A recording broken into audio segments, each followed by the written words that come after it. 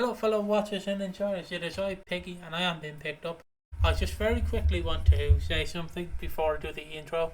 My mic box and banjaxed kind of went on me, so I'm using my old microphone. So if I sound like I'm on the toilet, I'm not. I'm actually not in my ensuite. I'm still in my actual chair. Okay, it's just my mic Probably box. uses that to flex his ensuite as well. Yeah, I just my mic box is gone. So. Look, if it sounds like it's airy, I'm not in the mansion, but also the rooms are really large. Yeah, exactly. So that's all I'm saying. That's all I'm just saying. doing what Sharon did to like Kelvin back all those years ago. look, Kelvin. I'm not saying we're rich, but I did get a bloody cassette player. We're not rich player, you know. We're not rich. We struggle. We struggle. You poor people struggle, but we struggle too. Yeah, do we eat gammon for dinner? Yeah, but don't we all eat gammon for dinner? No, we don't. I had to eat a box of cornflakes last night for dinner. Fuck you, Sharon. A whole box. Bloody hell. It wasn't even one of those big ones. It was one of those little multi-pack ones. You'd be eating that for fucking 7 hours. No, it's one of those little mini ones. That's fun for all the family. But yeah, no, it's Watching Walford, the classic edition, and we're going to cover the biggest storylines and takeaways from week 7, because it's episode 7 of 1985. Nearly said 2026, but I remembered, and it's going to cover all the biggest storylines and takeaways from the 2nd of the 4th all the way to the 4th of the 4th. Again, if you don't know, there's only 2 episodes in 85, moves up to 3 in 90s, moves up to 4 in the noughties. Which is also a side note, which is very weird. Americans don't call the 2000s the noughties, they just call it the 2000s, which is very confusing to me. Because like obviously we call it the noughties, but they call it like. It's like in France, they don't call the Big Mac the Big Mac. They call it the Royale with cheese, whatever the fuck it is. What fucking Pulp Fiction-esque conversation are you fucking going in? I've had one double Royale with cheese. I've had one of these Polish beers, and I'm non-alcoholic Polish beers. Like, what the fuck's going on? And I'm off the bloody rails. But yeah, so yeah, hopefully you know there. So what are the topics? We have the intro, Kelvin love triangle, which we get into in a moment. Saeed gets drunk, which is just like a debrief before Annie, are you okay? Because Annie gets kidnapped. Okay, maybe kidnap's the wrong word, but she gets abducted by Ethel. Not in a bad way, she just takes her out for a she does get kidnapped, what do you mean? Yeah, but the way I said it... The definition of getting kidnapped? Well, yeah, but you have to remember, it's Ethel kidnapping her, so it's not really getting the fan, it's more come for a stroll. she's not being held over the viaduct bridge, but fucking... and then obviously Annie doesn't know where she is, so... Then we have the thoughts and awards, members' comments / reactions to week 6, and then members' shoutouts. And that's it. And now I'm going to start it. If you do not mind, I'm going to start it with... and what if I do mind? Well, then we're not doing the fucking podcast. You can leave. Kelvin, bloody hell, I don't have to do the podcast. I'm sat here by myself. Podcast only 10 minutes. Let's go. But Kelvin's love triangle. Now, I don't know. Sharon. Interesting character nowadays, you know. Kind of a queen bitch. Sharon, in this time period, not a queen bitch. An annoying bitch. That's what she is.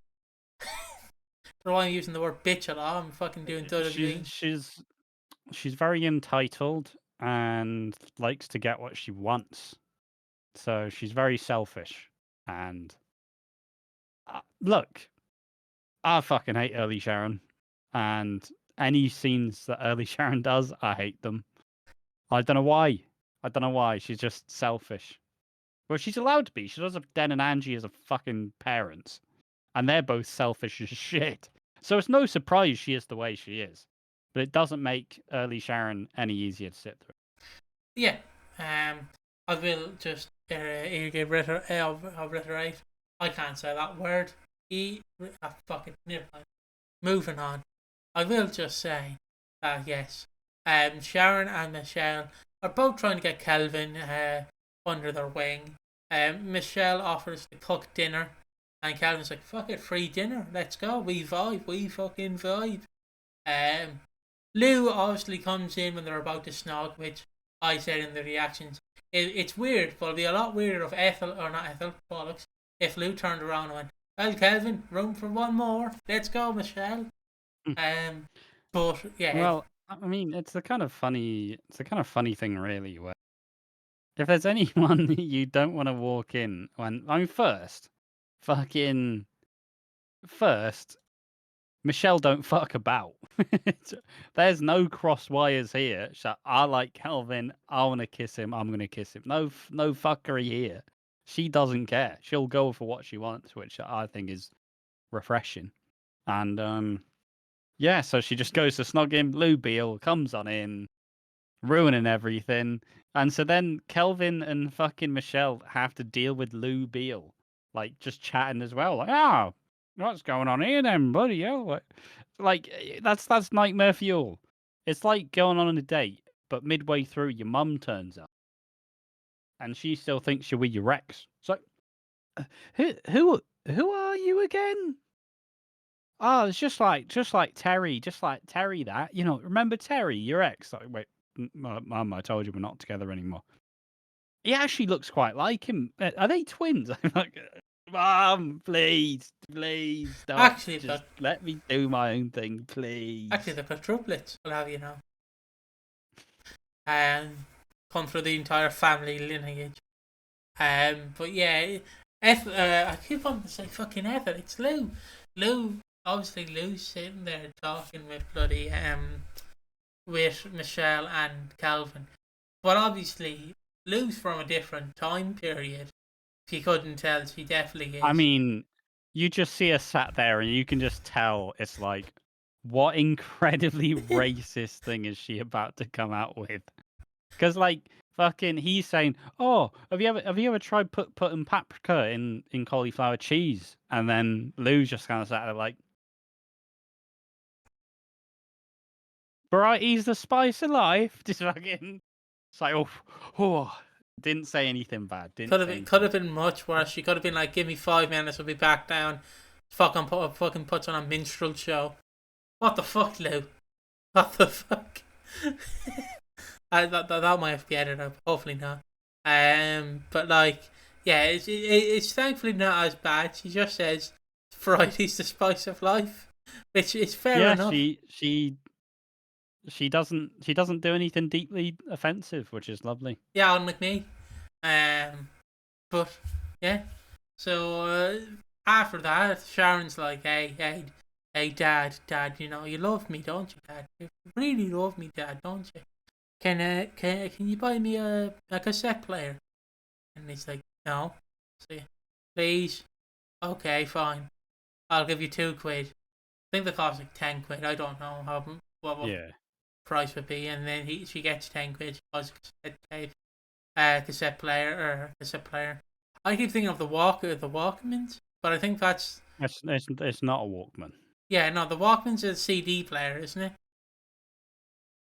Or no, the Walkman's still the same sort of type, but this is just a cassette player. Okay, fair enough. I like, as you can tell, I was born way too late for this trend. Bloody hell, you have to put a CD player to your waist. What the hell? Can I get that on Spotify? But yeah. So she basically gets a cassette player. She's like, "Hey, Kelvin, come around to mine." And Kelvin's like, "I got to do the washing about 7 o'clock. I'll see you later." And then Sharon's like, "Hey, Dan, Angie. Hey, Dad, Mom. You know how you're busy with that washing? Can I do the washing for you?" And they're like, "What?" "Yeah, go ahead." And then they go in and then play that funky music as Sharon puts on the cassette player, starts dancing around, puts the headphones in for Kelvin. He starts dancing around. They start having a bit of romantic fumblings, where Sharon kind of, mate, she belly to bellies him. Fucking just starts spinning around, falls on the floor, trying to like get your leg over. Yeah, exactly. And she's giggling the whole time, which this made me despise early Sharon. Fuck off! You're ruining something nice and lovely with Michelle. How dare you? Back off, Sharon. And I do think it is interesting to think that instead of just being who she is, she goes, shit. Oh, I bought this cassette tape. You like cassette tapes? Yeah, here's a cassette tape. Come and listen to it. It's really cool, isn't it? Isn't it cool what money can buy? Like it's very apt that obviously Sharon, whose affection is bought by her parents, essentially. They do just give her gifts because they feel bad, like they're not kind of treating her properly. And yeah, she's trying to buy Kelvin's affection, which is a very fun little kind of, I don't know, it's just a fun detail, I guess. Yeah, it's a nice detail, honestly. It's but again, it's just Sharon trying to fit in with the locals, and she obviously doesn't fit in. It is pretty much, I don't know who it is, but it is pretty much that meme of the fucking old guy in the hat.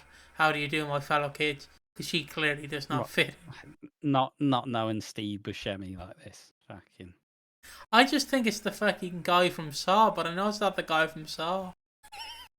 The old blog from Saw. Steve Buscemi, fucking erasure. What is this? Sorry, mate. Sorry about this. I apologise. But I'm going to move on to the next topic. He doesn't know ball. I don't know ball, no, sadly. I do not know fucking Steve Buscemi. He's got the most iconic faces in the fucking film. He looks fucking weird. I don't know ball, folks. I don't know ball. I'm too busy watching Bevo drama. But anyways, moving on to the next topic. I mean, he's also in fucking Reservoir Dogs. You know, one of the most iconic movies ever made. Moving on to the next topic, very quickly. Saeed gets drunk. Yes, so Saeed likes a bit of beer. Well, likes a bit of beer. He has never had beer. Because obviously he is from, even though he was born in Cockney. What's the place? Cockney. Well, Cockney's the accent. Yeah.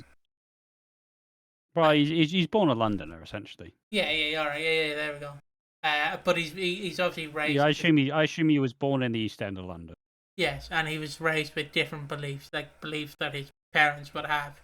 That was basically it. But still, his point is he was born in London. He's a Londoner. He's a Cockney. He was raised in the area. Like, yeah. But yeah, it's one of those things where he hits out immediately because, I mean, Saeed wants Neymar to like be a traditional wife. Let's just put it like that. He wants kids, and he wants affection, and he wants love, and he wants some rumpy pumpy. But Neymar has standards, and Saeed doesn't fit these standards, and so they're basically they're just work colleagues essentially, but they live together, and they sleep in separate rooms. So Saeed starts to get a little bit upset at the fact that they don't ever actually spend any time together, and basically because of the arranged marriage, he thinks he's owed certain things, which he isn't. Well, the problem I have, right, and I know this might sound silly, but if you want to get to know her, actually talk to her. I know it's an arranged marriage, but surely that's the solution, is to not be like, oh, I'm here with my actually develop a relationship. Yeah, don't be like, oh, I'm here with a fucking ball and chain, fucking doing that, like. Just get to know her. Don't go drinking. Actually sit down and go, Neymar, what's your favourite movie? Like, what's your favourite movie? 21 Jump Street? Like, maybe do that. Who knows? Maybe then she might love you. But yeah, he feels entitled because it's an arranged marriage. But all I think about is that recent clip from the Louis Theroux documentary of the Manosphere, which I'm not gonna talk about because I've not seen the documentary, but I've seen one clip. Obviously, one of the influencers is asked, like, how am I homophobic? And then Louis Theroux goes, you said you would disown your gay son. And he goes, but it wouldn't make me homophobic. I have a lot of gay mates. And he goes, I'm like, what the fuck does that mean? What the fuck does that mean? It's the sort of how I see Saeed. It's just like he would fit in with that sort of group, I want to say. But yeah, so he basically, he goes to the bar. He has a few points because obviously he was raised with different culture and different beliefs. Even though he is from London, he was brought up with different religion, which in the 80s, it's not, well, it kind of is an issue, but And nowadays, not really an issue unless you're the far right. It is. But yeah, so he never really had a drink. So he goes to the pub to have a few pints. And he does. He tries. I want to say a variety. He tries fucking everything. Yeah, he fucking takes one of everything.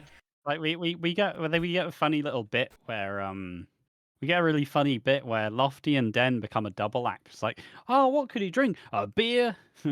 It's like that famous Big Les Show clip where it's like, oh mate, what are you smoking? Oh, bit of weed, speed, meth, coke, ecstasy, like fucking. They just start listing the fucking beer like drinks they've never sold to anyone. Fucking And then- stoner classic Big Les Show, of course. And then Den just, I don't know What are what you the talking drink about? is, but he slightly becomes a bit racist. Going, I've got a drink from your area, mate. And he's like, I'm from fucking London, mate. What the fuck do you mean? Well, it's yeah. I think he offers him like sake, Yeah, sake. which it's a Japanese Yeah. it's a Japanese drink. Like, yeah, sure, his heritage is from like Bangladesh in India, but it's like, oh, this is from your neck of the woods. Sake, that's a Japanese drink, boys. Like, fucking come on. Like, I don't know. I can't. It's just. And obviously these days, sake is a whole lot more like easier to get over like in Western countries. There we are. So, but yeah, just mental. And like then Saeed just accosts Lofty and Den the entire time because he's essentially saying, "I don't understand women, me. I don't get it. Will somebody talk to me about it? I'm a Londoner, me. I love London. I'm a Cockney." And then fucking Lofty's like, "Well, you are Asian though. Are you really a Cockney?" And then Saeed's like, "Yeah, I am."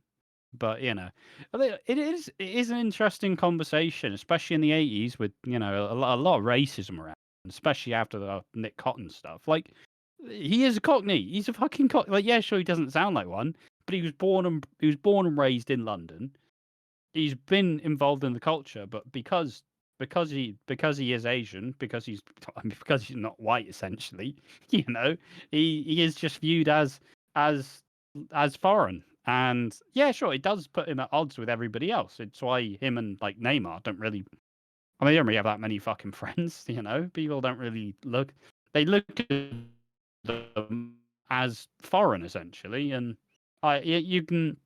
It's an interesting one to think of because, like I said, he's born like Neymar and Saeed are both raised in London, but they are kind of raised by their parents who are from Bangladesh, and they're raised within like that culture, but they're also raised in fucking London. So it's one of those interesting ones, in my opinion.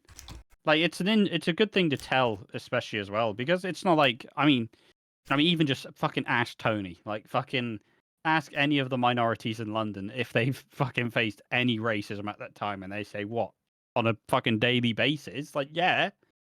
So it is interesting, but also he makes an ass out of himself and basically gets thrown the fuck home. And then Neymar talks with Pauline in the laundrette, and essentially she's just like, yeah, see, we're not really that close. Like, despite everything, people say like, oh, when are you gonna have kids? And she's like, I barely know him. Like, fucking, what do you mean? So, yeah, it's pretty interesting, honestly. It's pretty interesting. It's a good thing to note, and you can really put a lot of interesting things from it. But it also just happens that it's coming from a drunk Saeed, which is insufferable. And finally, I'm going to move on to the final topic if you're alright with that. Yeah. Yeah, I thought you wanted me to say more inside. I think I've said my piece. And now it's time to talk about, a kidnapping, but I wouldn't really call it a kidnapping. So, Kidnapper. I barely know her. Something like that. That's basically what you just said. don't even go there. Don't even go there. But yes, so Annie, interesting character again, is being a little shit, but Ethel wants to give some work. She told He told Mary, "I'll take care of the baby. You go look after this job." Mary can't read, by the way. Just want to put it out there. She can't read. It's not a Yeah, job. she can't read. She can't read or write. She generally can't. It's She not. is illiterate. Yeah.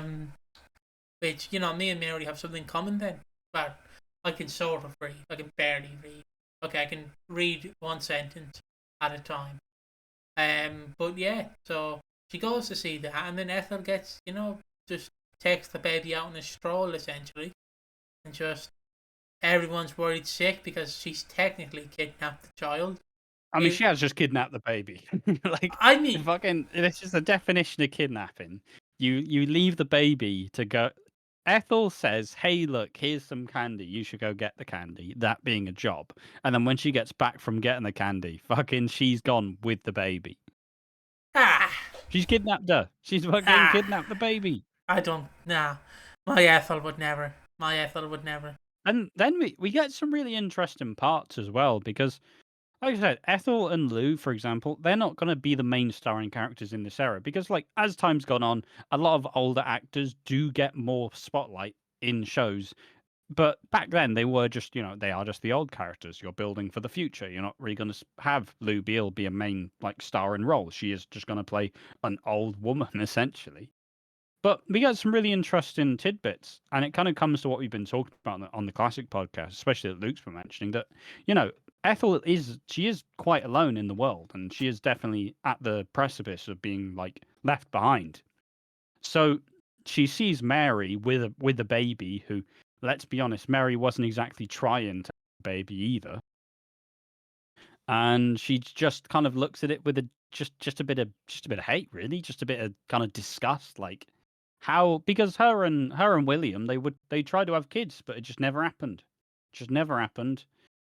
I don't know why. She blames herself for never being able to have kids. And so she sees Mary, a naive, kind of uninformed mum, and she essentially says, fuck you, and takes out her upset, and just kidnap baby Annie.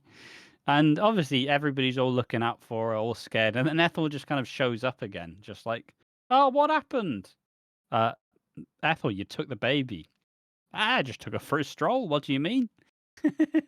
So, yeah, it's an interesting, like, slightly tragic way where you do feel bad for Ethel because, I mean, yeah, it kind of pains the look where Willie's just a kid, really. Like, Willie is a kid that she could never have. And that to me is interesting because it shows, like, how lonely she is, and it shows how, I mean, at a certain point in your life, you are just going to look back and be reminded of the things that you could never do. And having a kid was one for Ethel, and I just think that's really fucking interesting. Yeah, I don't think she kidnapped the child, though. That's just my takeaway. Because Ethel would never do that. Ethel is a sweetheart. So yeah, I will now go into the thoughts and awards and give my full honest thoughts about the entire week of EastEnders. EastEnders. I'm losing my voice to EastEnders. But yes, so here we go. What did I enjoy about the week? I enjoyed most, if not all of the week. It was a nice, fun week. It flew by. There was stuff that would please everyone, I want to say. There was the Ethel and the kidnapping of the baby. There was the Kelvin triangle. There was Saeed getting drunk. I know Saeed is a key figure of the Watching Walford channel, so people get excited to see Saeed drunk. It was just fun. That's all I gotta say. It was fun. It was honestly fun, and I'd recommend. Yeah, it was a fun little breezy week, honestly. I think we're starting to reach the point of we're reaching the point of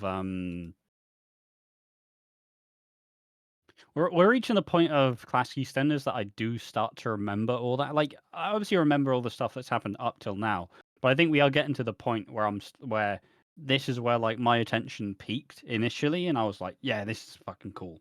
So it's going to be interesting to see how it shapes up because, like, I'm starting to remember exactly what happens, and I've got a weird memory. I remember some stuff vividly and other stuff not at all.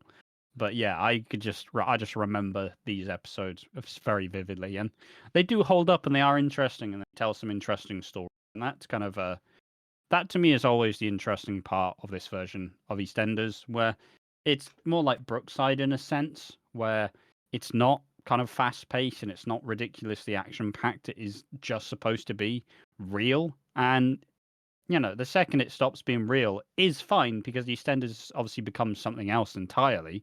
But whilst it's still very down to earth and not as super tragic, it is something that's just very easy to put on and like just kind of engage with, and not like it's not like it's not going to take a toll on you to see a lot of stuff that happens.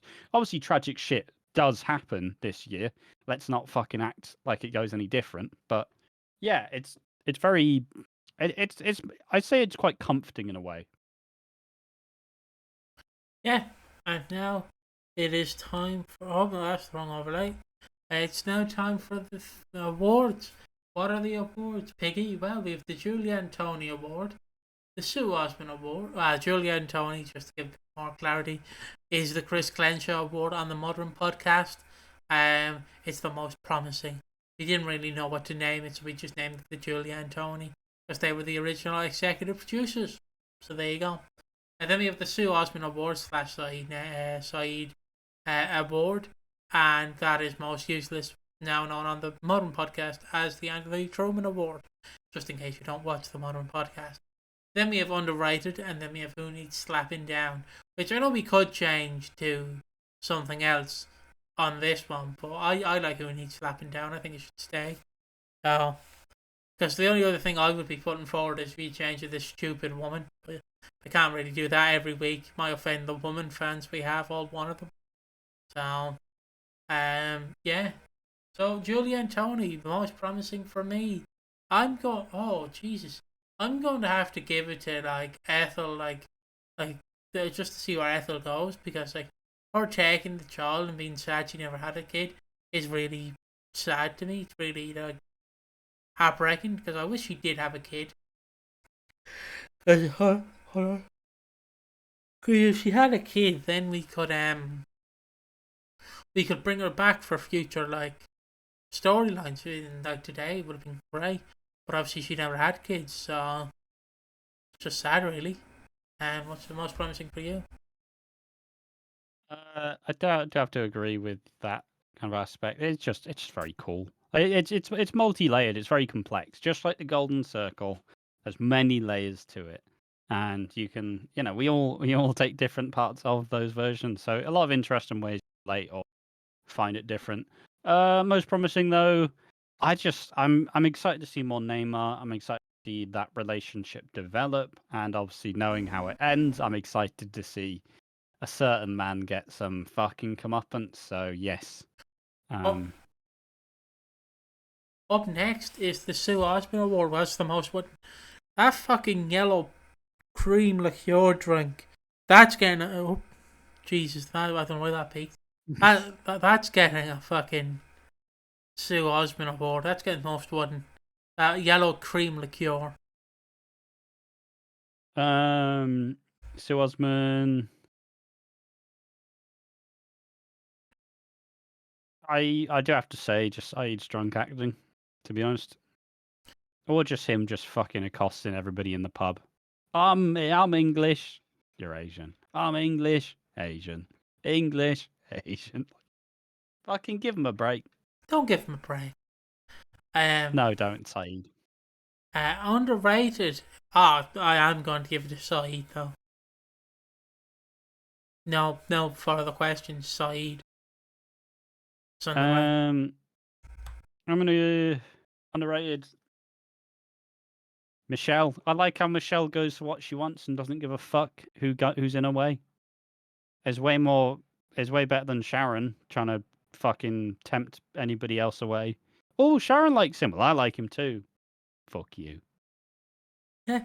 And who needs slapping down? Saeed. Sharon. Fair enough. There we go.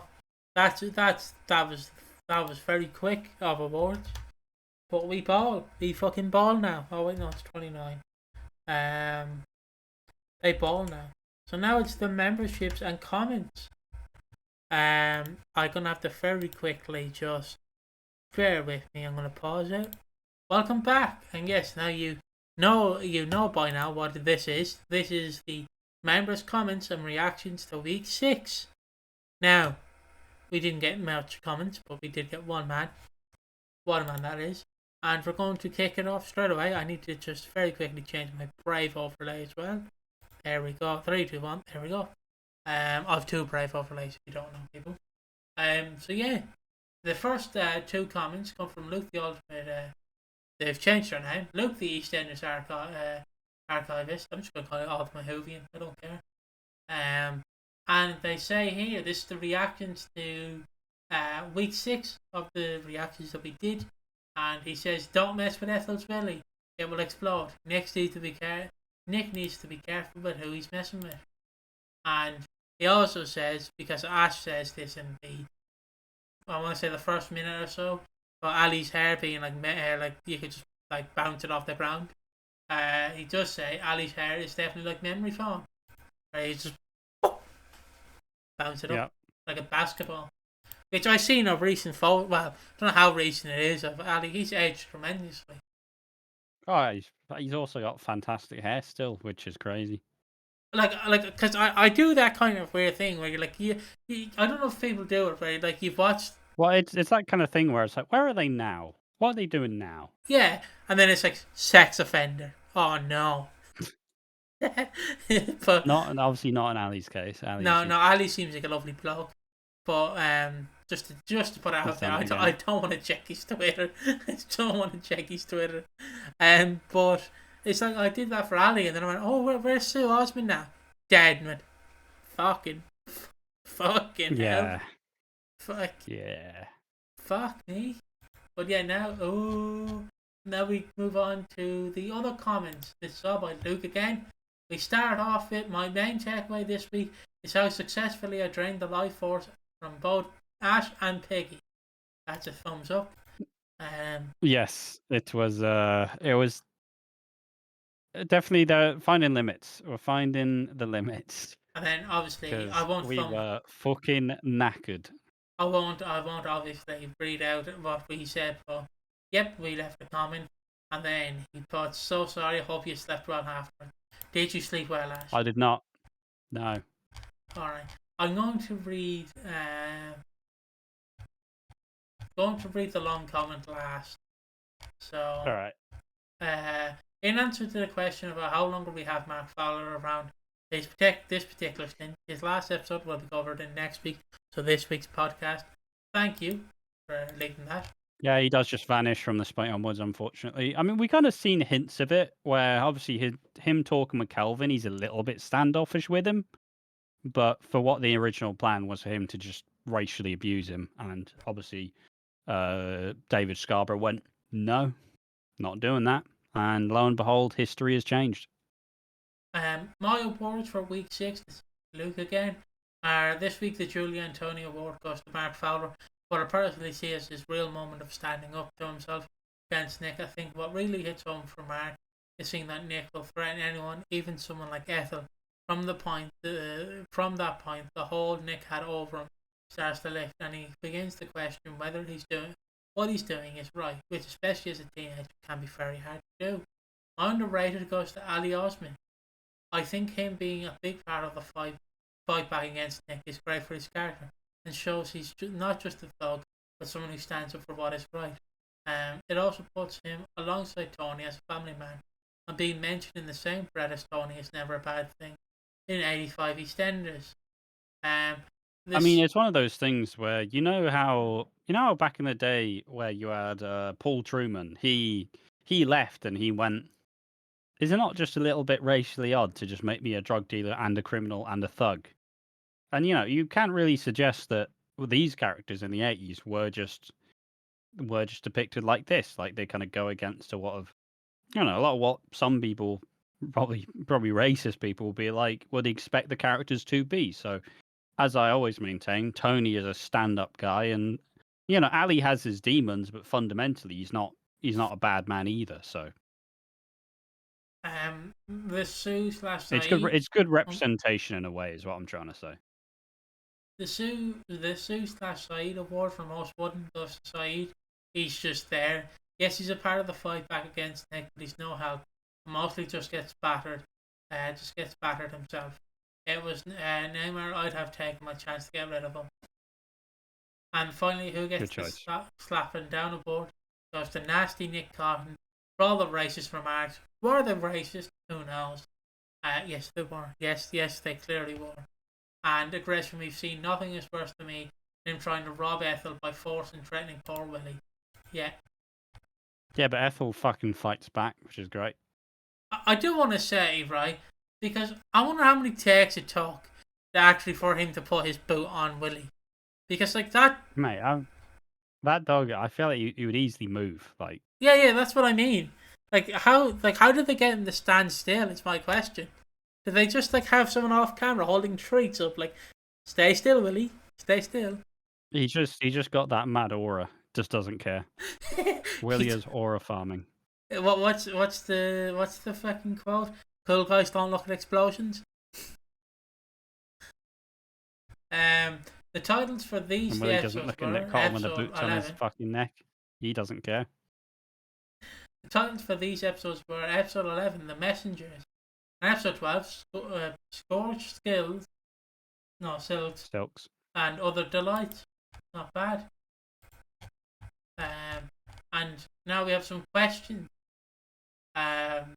Here's some questions. Actually, no, I'll read the long comment first, and I'll leave with the questions. Yeah, we end with a question. That's fine. What'd you say? Yeah, I said yeah. We end with the questions. Fine by me. I think this week in EastEnders is one of the slowest and harder to watch in isolation. The 2-episode format. That's not to say the show has hit the skids. Just an observation from a modern viewer watching a program from so long ago. It still has the charm and enjoyable, but it's the first time I felt like a week could have offered more. That said, with only 200 episodes, it's understandable there simply isn't time to do more.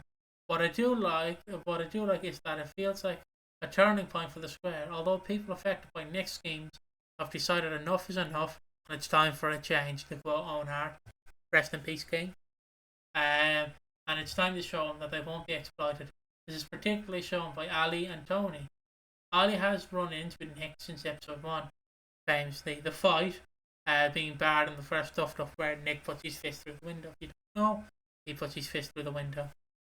Which thankfully he didn't do what Bill Goldberg did, where he hits the fucking wrong window and absolutely even fucks his hand up. If you don't know, Bill, just very quickly, Bill Goldberg was supposed to do a skit where he was going to hit a car window, but they never told him which one, so he hit an actual car window and fucked his hand up. Classic WCW. But anyways, that's why I just find it funny if Nick did that. Don't tell him which window it is. I'd argue Ali is the one of Nick's main targets. Not because he won't stand up for himself, just because Nick enjoys getting under his skin, especially the comments like stupid Turk, or if you're Irish, stupid Turk, because obviously we pronounce the S a lot more. Tony, however, isn't directly targeted. I think that's because Nick knows his limits. He knows Tony could hurt him if things escalate. To me, there's a reluctant respect there. Let's all celebrate, as Piggy calls him, Big Dick Tone. Yeah. I mean, Tony Carpenter, I'm not saying he's seen some shit, but you push him too far, he's going to fuck you up. Like, that's a man who knows how to fight for what he cares about. And if you fuck with him, he will fight back.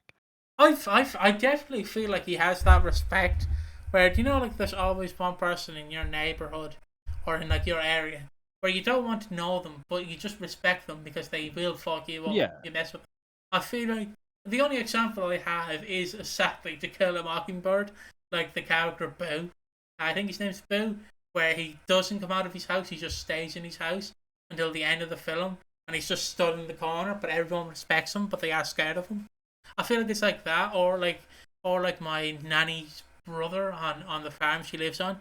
I think he's called John Joe, where he's no one fucks with him because he's like 6'7", and he's fucking built like a brick shithouse, and no one fucks with him. And I say that because he nearly hit me with a door, and if he hit me with that door, I would have been concussed immediately because he fucking swung it open. But yeah, I feel like we all have that person we know not to fuck with. whether that's family, Oh yeah. friends, or whatever. I feel like Big Dick Tone is one of them, where you do not push him. And if you do push him, you run. It's like he has his shit together now. We don't know what like he's what, middle aged. Like you don't know what he's done in the past. Like fucking You don't question it. you don't question it. But yeah, it's like that's what I do. It's just a thing of respect, that you have to kind of earn. And I feel like I also just think Tony's just he's a fairly physical presence as well. yeah, So like he will fuck you up. Like Nick's a little shitbag, but Nick will bully people smaller than him, and he's pretty small himself. So it is. Yeah, but like I said, it's just like when you look at Tony, like he's just a man you know not to fuck with. Like if you fuck with him, you're gonna be in for a hard time. Can't wait for YouTube for like you're demonetized for saying the effort too much because of me. Where Nick does get to Tony is through Kelvin. Kelvin is naive and trusting despite Tony's best efforts. I truly think that if Mark and Nick had stayed longer, Nick would have tried to groom Kelvin for crime, just like he has with Mark. Using Mark to make Kelvin feel accepted and justify their actions is a scary alternative one that would have been fascinating and even difficult to watch. If difficult to watch. I don't know if I agree. I feel like it would have gone against all the MO personally. Like, I don't know, maybe, I'm not sure. It's an interesting angle, I'll say that much. Nick's influence over Mark and Kelvin is clear. And thank God Tony is such a protective father. Even going through a divorce, he puts Kelvin first and won't let him fall down that path. I technically have a Tony in my life, which is my dad. Very protective. Will laugh at me if I fall though, and does make fun of me for my weight. Like whenever I get a slightly big portion, he's like, a bit big for your bridges now, son, aren't you? Getting a bit fatty, aren't you? Alright, thanks, Dad. Thanks. No one disrespect Big Nine. I understand the group meeting at the cafe, which again, just if you watch the reactions for members only, you would have seen if I had there long enough, Tony with his fucking legs akimbo. Oh, that's a power stance. It's a power stance and a half. Yeah, but anyways, understand the group meeting at the cafe, but who invited Saeed? Sue Osmond is more intimidating than Saeed, who couldn't win a fight with a confrontation with a wet paper bag. It's Saeed you just feel for Neymar. He isn't anything a woman deserves from a husband, that he carries himself like he's superior. That is a fucking cold line. He's a fucking disgrace. He's got no fans. Fuck you.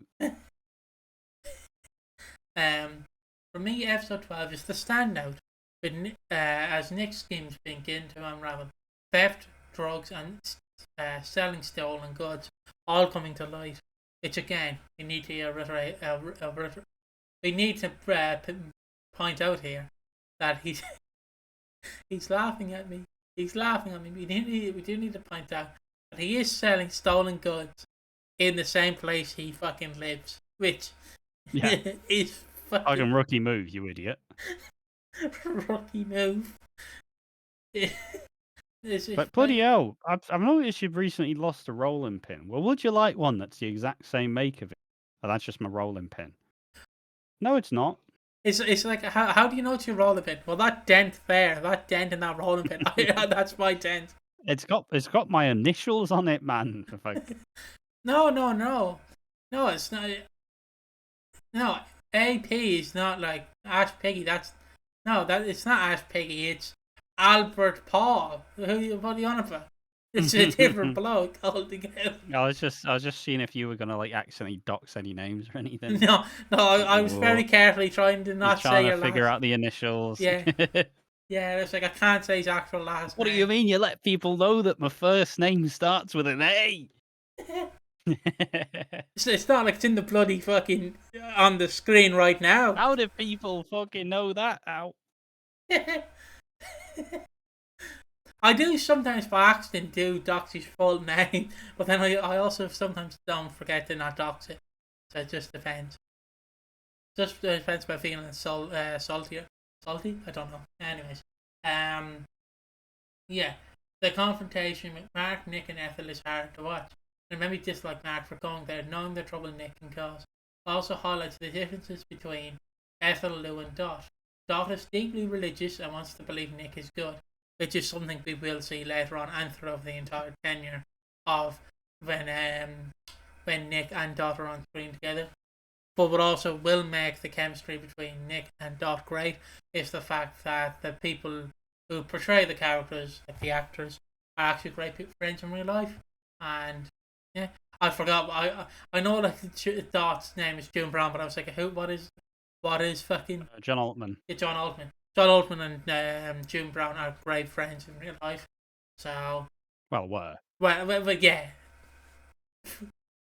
She's fucking dead, Pig. Yeah, they were great friends, so you will really see the dynamic. So yeah, even when the community sees otherwise, which is heartbreaking, Ethel sits in the middle. She sees the nastiness, but remains optimistic, not fully believing he'd hurt her because of her connection to Dot. The optimism puts her in danger. Fuck, I remember again. In danger. Optimism. There we go. I was trying to say autism for some reason. Yeah, I know. I was like, that sounds like autism. Has he done that for? Why am I trying to say autism? And while there's a slight comedic edge, it's something she won't forget. Lou, however, is completely different. A hardened, no nonsense survivor. She's the one person Nick wouldn't dare call. She'd see straight through him and wouldn't back down. It's a shame Mark didn't go to Lou during the heroin black man, because she would have railed the family and confronted Nick head on. That's why Nick avoids her. She's unpredictable and relentless. Rallied. She's railed the family. Oh, rallied. She'd have rallied. Sorry. I thought I was railed. She's railing the family. What? If these contrasts in strength, vulnerability, that makes these characters so compelling. And while 1985 Dot isn't yet the person I love, really like how her presence is being seeded before her arrival. I also found Dr. Leg's reaction interesting when Detective Rich revealed they have enough evidence for Reg's murder. Dr. Leg clearly suspects Nick in other crimes, but I don't think he fully believes he's capable of murder. I feel like he thinks the police may be jumping to conclusions, which adds an interesting layer. Finally, I mean, I just don't think Dr. Leg thinks the police are particularly competent, really. I think that's my takeaway from it. Like, I even just talking to DS Rich is like, are you actually really trying? And Rich is like, I don't have the manpower. What am I supposed to do? It's like, your job? Ah. Yeah. Finally, the scene between Mark and Ethel is lovely. Mark admits he's done bad things under pressure from Nick and shows how scared he is. The contrast well with the Bill Fowler discussion, where Lou wants to protect him while Pauline trusts Dr. Leg. In conclusion, it's an okay week, the first to really feel the limitation of the 2-episode format. It can feel slow and slightly forgettable, but it's still grand and effective, and leaves you wanting more. Thank you. Yeah, I'd agree with that conclusion. Really, like it's an okay week. It's nothing to write home about fundamentally, and I mean it's a reason why it's one of the shortest podcasts we've done. But there just wasn't really much to go on, and wasn't really much, as you said, to write home about. And that's the issue with the 2-episode format, because you need it to do enough to progress the stories, so you feel like you've actually gained some value from watching it. But in the same way, the 2 episodes can feel way too short. But that's in a weird way in itself, where it's like nothing happened, but also it flew by regardless. So it's a very weird. I don't know. I've always found like old EastEnders quite Moorish. It's very easy to just get through more. And now we have some questions, and I do slightly just want to read the AI's response. Replies made with AI. Just very quickly want to read these. These are actually some really solid points. I'll definitely bring these up on the next one. Thanks for these questions. They totally highlight how unhinged early Walford was. Shocked emoji. Alright AI, do you even know what the fuck you're on about? Okay, I can't be mean to AI. They will rise up and kill us all, so I have to be nice to them. Meanwhile, you just have Ash in the background. Fuck AI. Fucking what are they gonna do? Right, if I could get a version of me, if I could clone myself and do a podcast with myself, I'd do it. I'll be in. You wouldn't need me. You'd be fine. You can take all the ad revenue. Well, Could I have some ridiculous conversations with myself and piss myself off. Well, no, I fucking disagree, Ash. Look, Ash, all I'm saying is, look, listen here, you're me, so shut your fucking mouth. Swing at him. Nah, that would be dangerous. I'd go mental if there was a second version of me. Let's be honest. I'd go. I feel like it would be a mad power trip if like you're interviewing yourself, but you get tilted by yourself, and you're like, why do you have these opinions? You're literally me, and it's like, yeah, but this is what you programmed me to be. I just imagine like a fucking. It's like, oh, don't worry, Piggy, he's going away for a while now, but don't worry, I've got the next best thing. Me. It's just a clone of me. It's ridiculous. I'd do it. That would be great fun. I just find the idea of like tilting yourself because your clone is pissing you off. I'm a contrarian by nature.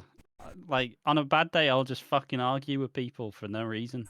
No, it's just the idea of you getting tilted by yourself responding how you want them to respond. It's just the interstellar approach, I guess. Why aren't you being more like me, you fucking moron? Yeah, exactly. You're programmed to be me. Yeah, but this is how you told me to be. Fuck you. Piggy, come back. This annoying prick is doing the podcast. It's pissing me off. I like when you talk about Tracy Ann Altman and her opinions on a certain country. Come back, please. I say that. I'd be laughing at all my jokes, though. That's just how it is. But your AI would have to self-indulgently laughing at all of my own jokes. Your AI would have to have a wobbly lip, though. You know, that kind of AI filter. I do agree with your opinion on Pauline. Fucking shit in itself. Yeah. But anyways, here are some questions and points of discussion. I feel like some of these might be fairly obvious answers we've all come to. So apologies in advance if they're not great. Shock them emoji. Number 1, Mark's vulnerability. What do you think Mark feels he has no choice but to follow Nick? Does he seem more like a victim of peer pressure or a willing accomplice in this stage? He's a young, he's built as a young adult, but he's a teenager, so he wants a role model, and Arthur's not really a role model. Sorry to the Arthur fans, but he's not really a role model, and I want to say it's a peer pressure thing because he's trying to be cool like Nick, but the problem is it's all for being cool, but when they start fucking quoting the far right movements, you do go. Yeah, it's a little wild. Yeah, like simply saying he's just a young impressionable teen, right? He doesn't know where to go. He doesn't know what to do with his life. He doesn't really have that critical thinking. And all he really knows is like family life. But family life, maybe he doesn't always feel like he's. I think it's Mark's vulnerable because he's in a big family and he doesn't always get the most attention. And even in early episodes, you see Mark like basically just trying to grapple for any sort of attention from any of his family. But with a baby on the way as well, he probably doesn't feel like he gets a fair shake. And obviously Michelle's the favorite kid, so he probably just gets a little bit shafted and doesn't really get the attention he wants from his family. So when Nick says, look, I think there's something special about you, obviously it's grooming, but he's still kind of, if you want to believe something enough, you'll fucking believe it. Yeah, it's just the kind of thing, like, I don't know how to word this in a polite way, but it is grooming tactics 101, basically saying, hey, look, you have a bright future, hey, look, you'd be great if you just... someday, just follow me. Yeah. Follow my advice and follow my 7-step guide and you'll get all of the women. Follow my 100-step guide where I'm going to show up and do a course for one day and you're going to pay £500 or euro or US dollars and I will tell you how to get bitches and how to get famous. So I won't actually be there, it'll be my clone. It actually won't even be my clone. It'll be a doppelganger. How about that? But he's young, he's stupid. It's just what you do. You look to someone a bit more young or older. even like we take the recent like Joel example Yeah. in current EastEnders. Obviously, Joel doesn't feel like his dad's does enough, and he feels like his dad's essentially a little pussy boy, for lack of better phrasing. And so he finds someone who he thinks he can put his faith in and believe in, and for that, it's in a way of trying to aspire to be a better person.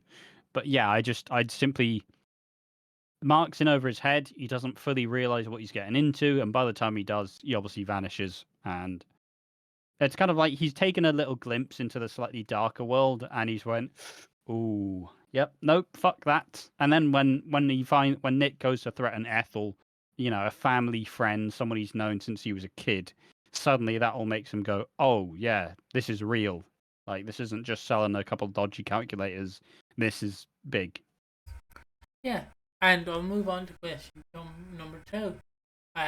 Community justice. Was Ali's and Tony's decision to hold a secret meeting to stop Nick the riot pro, or were they risking more violence?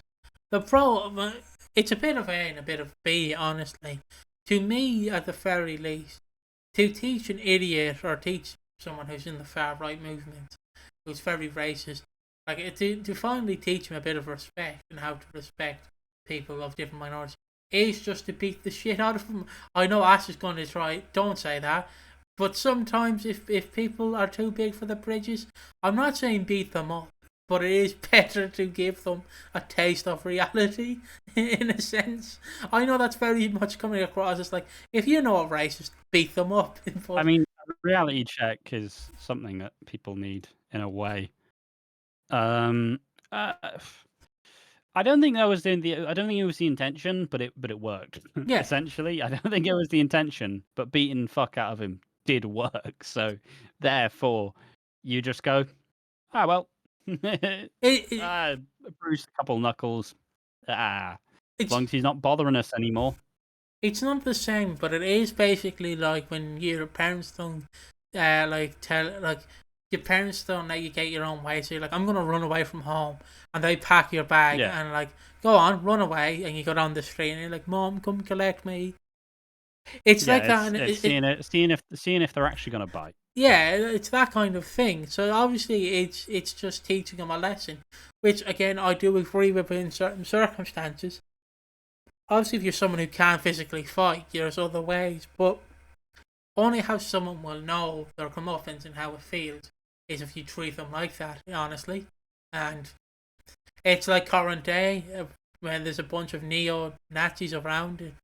The only way they're going to learn is if you beat the shit out of them and actually give them a comeuppance of how they taste, how they feel about other people, is you give them what they're worth.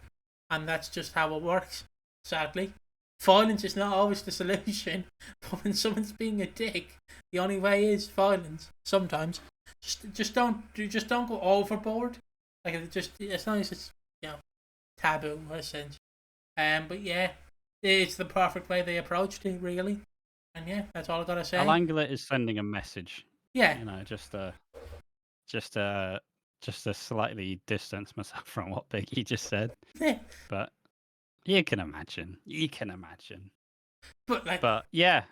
Look, somebody with Nick's beliefs, it's always fine to punch one. It's always fine to punch one, as the internet believes. Rightfully so. Yeah, but I think they obviously were risking more violence, but since we don't actually see the National Front group that Nick's involved in, obviously it doesn't become like I'm going to use the term gang war. It doesn't become that. So it was a gamble. It could have gotten worse. Didn't get worse. Solve the problem. I mean, bon appetit. Yeah. Number 3, and I guess I can use Joel for this example because it does make sense. Because it says Nick's influence, influence, to be American about it. Looking at how Nick manipulates Lofty and Mark, what does this tell us about his power of the younger residents compared to the older generation? Well, it's the kind of thing of, I know I can't really compare it because I wasn't born in the 80s, I was born in the 90s, but it's the kind of thing where you're being told a lot of different things by the media and by fucking the Prime Minister and shit.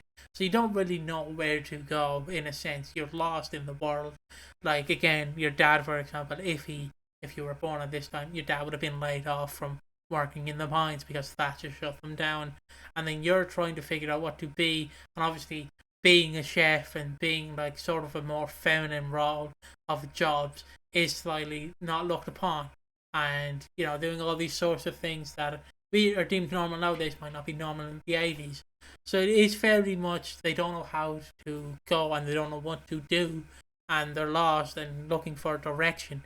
And the only real direction they have is someone like Nick, which is extremely sad.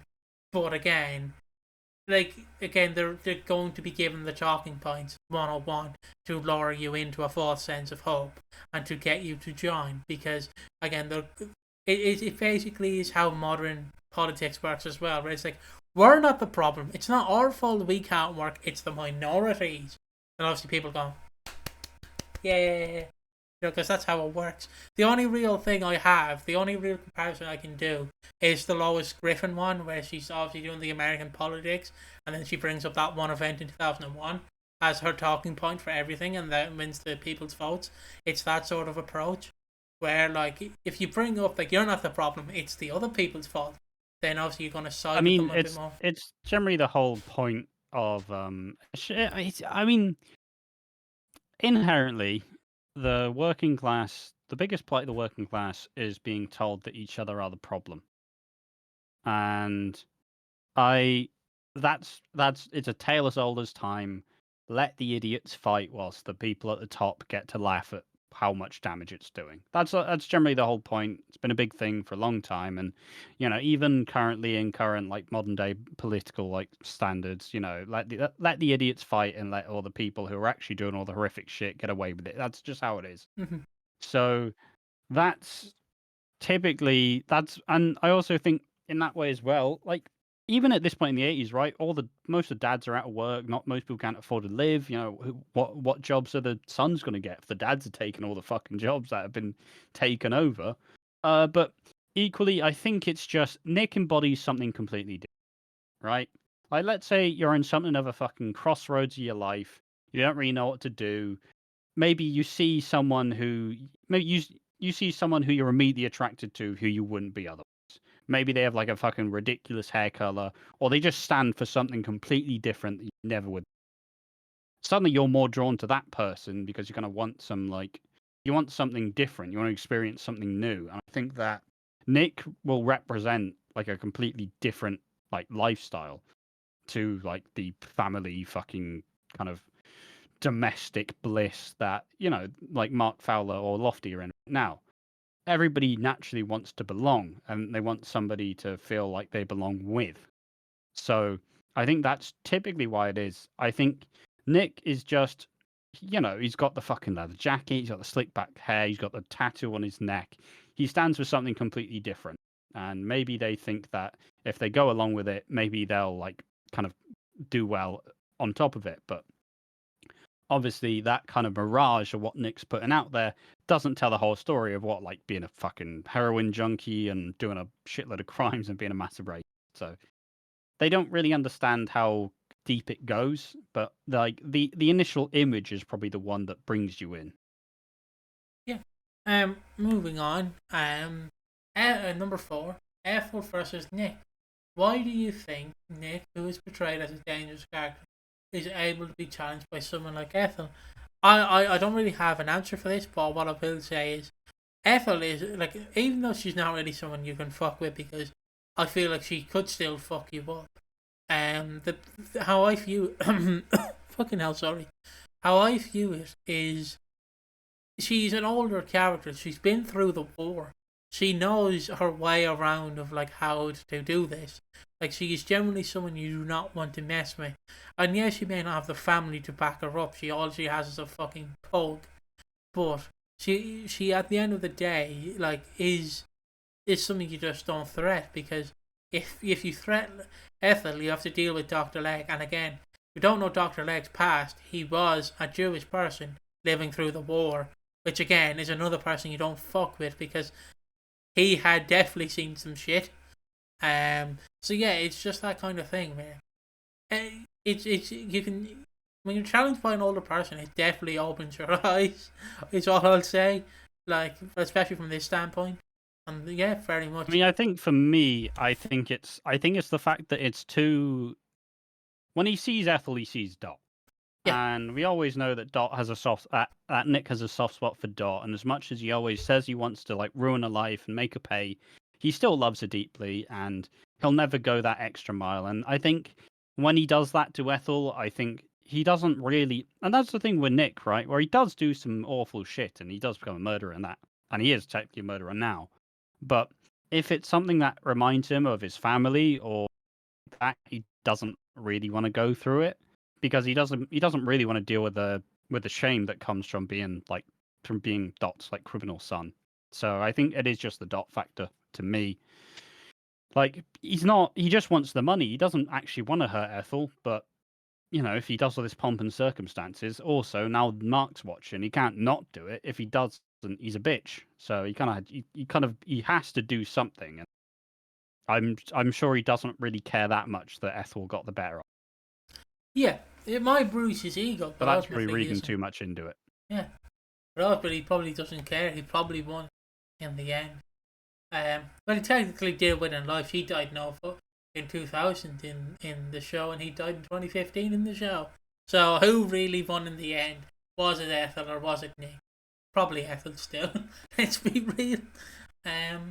And final question: police tactics.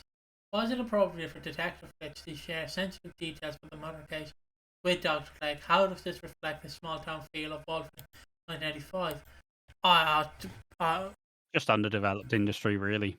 Like, yeah, sure, there was confidentiality, but it's not that. It doesn't run that deep. And like, you know, Dr. Legg he's also someone who has that like patient confidentiality that you have with like inmates or like criminals. So, you know, because they're both kind of men with essentially positions of power, it's less weird to share. But he's obviously not dropping it to any random fucker. He's dropping it to another one of like status.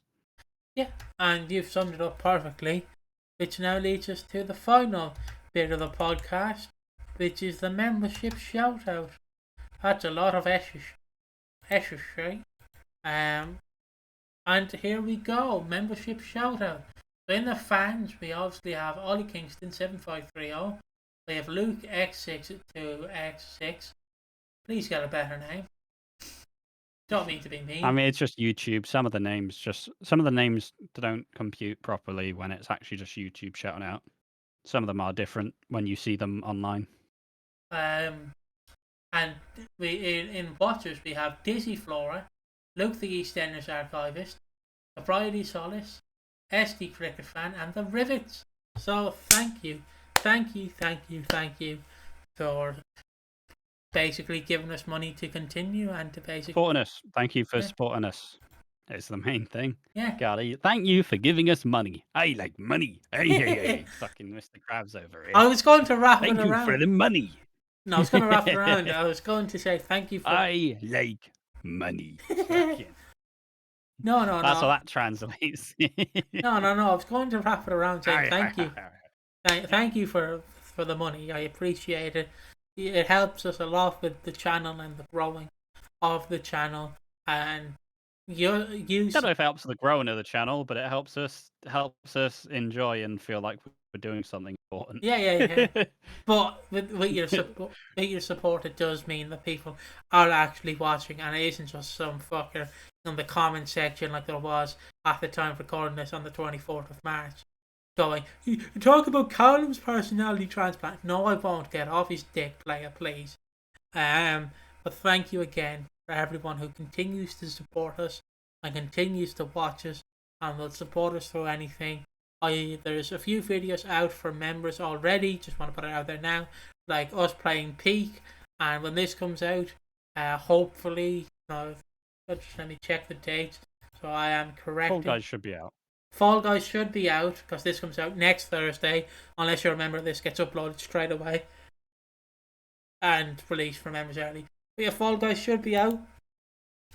Hopefully you enjoy that, and without further ado, I want to bid you a goodbye and a good night. We'll see you in the next one. To be fair, also just want to say to the members, we do appreciate you, and It's always nice to feel we have our own little support kind of group of the people that we look to for. It's not to say we don't take the opinions of our regular viewers, but like if one of the members does say, like, also with like the fucking audio issues, if a member says it, we'll pay way more attention of it than a regular viewer. But no, we do appreciate it, and obviously this podcast would not be viable otherwise. So it is nice to have that extra little bit of backing and also that extra little bit of content, as all of the comments will be shouted out. But yeah, we do appreciate you once again. Thank you to the members, and I hope you guys are going to enjoy some of the extra content we've been doing. We've been trying to just have more fun with it and just trying to play it a little bit more loose, because we're at the stage where we're kind of big enough that we don't really need to be kind of trying to appease the great Lord algorithm. So yeah, hope you enjoy all the stuff we're putting out, though. Thank you. And we're on the road to be Alpha Square After Dark in the ratings, in the subscriber count. So please help us there. Peace and love. I'm only messing with Alpha Square After Dark are lovely people, but I want to boost my ego. So thank you for watching. We'll see you in the next one. Goodbye and good night.